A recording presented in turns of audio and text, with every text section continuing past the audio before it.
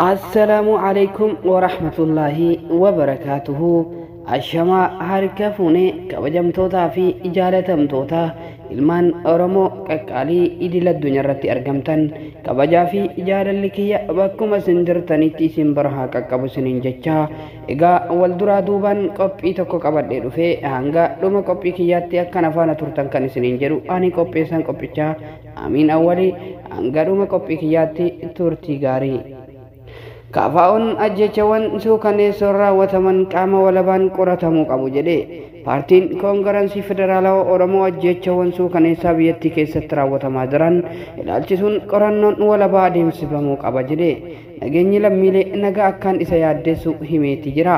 Kaafaa'uun ibsa baaseen waggoota sadan darban keessa naannoo Oromiyaa fi guutuu biyyattii keessatti wal waraansa adeemsifamaa jiru ajjechaa gidiraa fi buqqaatii lammiilee nagaa irra gahaa jira jedhe.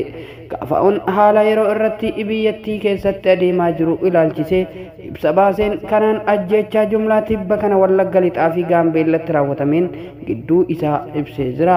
Bulchiinsa naannoo Amaaraa godina addaa saba Oromoo Walloo Aanaa Daawwaa Caaffaa Gandaa Intaloo jedhamu keessatti baatii muddee bara 2014 keessa ajjechaan jumlaan suukaneessaan sabummaa irratti xiyyeeffate Oromoota nagaa irratti raawwatame yaadachiisee jira. Gocha gara hammeenya akkas ta'e himeeti ajjechaan jumlaan kun hawaasa nagaa irratti kan xiyyeeffate ta'uu kan ibsu Kaafaa'uun waraanni qaamolee hidhatanii fi mootummaa gidduutti adeemsifamaa jiru rakkoo kanaaf sababa ta'eera jedha. Koongirensiin federaalawaa Oromoo lammiin biyyattii kamuu ajjeefamuu akka hin qabnee fi mootummaan nageenya lammiileef dursa kennuu qaba jedhee akka amanu himeeti jira. Waggoota sadeen darban asitti haala adda ta'een naannoo Oromiyaa keessatti akkuma waliigalaatti ammoo Itoophiyaa keessatti wal waraansii fi walitti bu'iinsi mootummaa fi qaamolee adda addaa gidduutti gaggeeffamaa jiraachuun isaa ajjechaa hiraaraa fi buqqaatii lammiilee nagaatiif sababa ta'ee jira jedha Kaafaa'uun. Humnoonni zamachaa Minilik jedhamanii of waaman kan mootummaatiin bobbaafamanii fi ajaja mootummaatti jala turan yeroo duguuggaa sanyii uummata nagaa irratti raawwatan viidiyoon agarsiisu mul'achuu fi koomishinii mirga namoomaatiin yakkichi raawwatamuu isaa mirkanaa'uu akka fakkeenyaatti dhiyeessitee jira. Raawwatamuun yakkoota akka kana humni aangoo mootummaa ta'ee to'atee jiru seera kabachiisuu fi nageenya lammiilee eegsisuu fi dirqama ijoo isaa ta'ee bahachuuf humna dhabaa akka jiru mul'isa jedhe. Kaafaa'uun dhiiga lammiilee nagaa dhangala'aa jiruun bu'aan siyaasas ta'ee injifannoon argamu gonkumaa hin jiru jedhee amanaa jechuun yakka lammiilee nagaa irratti raawwatamaa jiru kana qaamni walaba ta'e qoratee akka ifoomsu ni gaafanna jedhu. Woboon duulli miidiyaa haqa jiru dhoksuuf baname haqa miidhamtootaa yeroo yoo dhokse malee faayidaa takkallee hin qabu jedhe. Waraanni bilisummaa Oromoo ajjechaa naannawa Gimbiitti raawwatame waliin wal qabatee qaamoleen odeeffannoo sobaa facaasaa jiran gocha isaanii irraa akka of qusatan hubachiisee jira. Woboon dhimmicha ilaalchisuun ibsa baasee yeroo ajjechaan jedhame raawwatametti waraanni bilisummaa Oromoo naannawaadhuma sanayyuu akka hin turre hima. Duulli miidiyaa haqa jiru dhoksuuf baname haqa miidhamtootaa yoo dhokse malee faayidaa takka hin qabu jedhe. Waraanni bilisummaa Oromoo ibsa baaseen ajjechaa dhiheenya kana aanaa Gimbii ganda Toleetti raawwatame ilaalchisee qaamoleen garaagaraa fi miidiyaaleen gocha kana woboo waliin wal qabsiisuuf gabaasaalee dhiyeessaa jiru jedhe. Woboon ibsa isaatiin ragaa qabatamaa hin taaneen duulli maqaa balleessee adeemsifamaa jiru yoo haqa lammiilee hubaanii dhoksan malee bu'aa wayiituu fiduu akka hin dandeenye himeete jira. Dhugaa jiru dhoksanii olola sobaatiin waraana bilisummaa Oromootti quba qabuun dogongora jabaa akka ta'e himeete jira ibsichi. Ajjechaa raawwatame jalqabumaa cimsee balaaleffachuun qaamni walabaa akka qulqulleeffatu jabeessee kan gaafate Woboon wantoota hubatamuu qabanii fi haala ture hubachuuf dandeessaniin jedhee ibsa isaatiin tarreesseeti jira. Ajjechaa Toleetti raawwatame opereeshinii dhiheenya kana Woboon magaalaa Gimbiitti adeemsifame waliin wal qabsiisuuf warri yaalan jiru kan jedhe Woboon dhugaan jiru garuu kanaa miti jedheeti jira.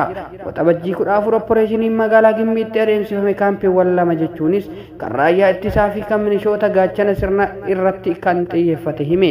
Waraana guyyaa tokkoof ture kanaan humnoonni mootummaa mo'amanii fi lubbuun hafan mooraalee lamaanii bahuun karaa Naqamtee geessu qabatanii baqatanii akka turan ni beekama jedhe waraanni bilisummaa Oromoo.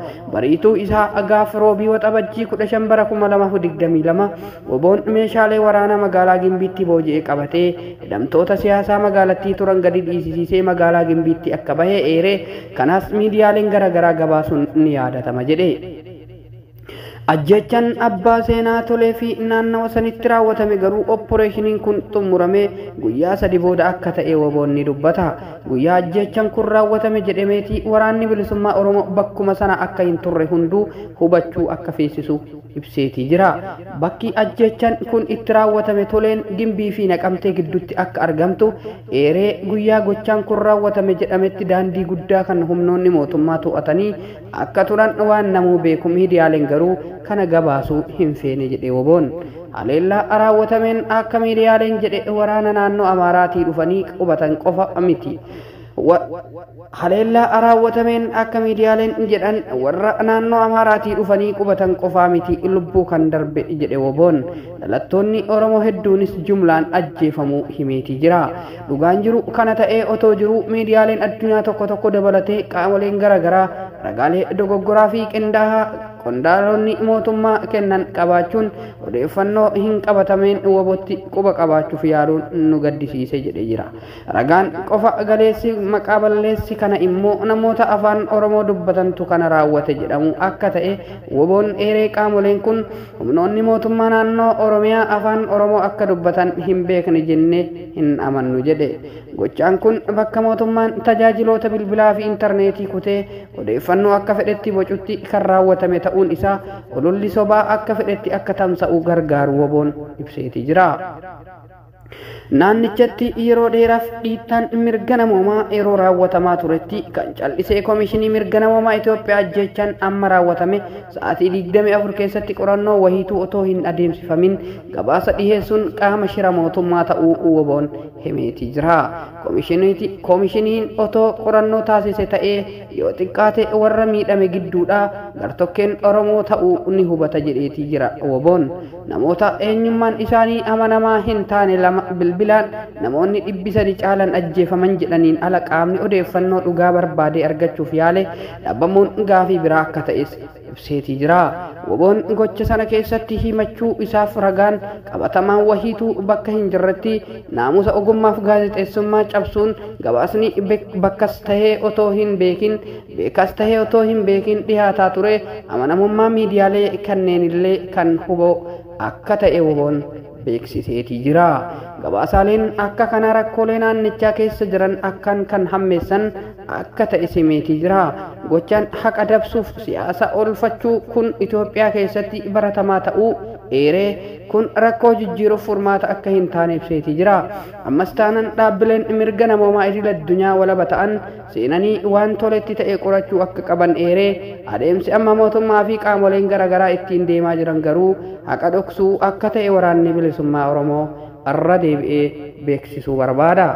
Egaa kabajamtootaa fi jaalatamtoota hordoftoota kiyyaa qophiin qabadhee dhihaadhe kana fakkaataa hanga qophii biraatiin walitti deebinutti turtii gaarii.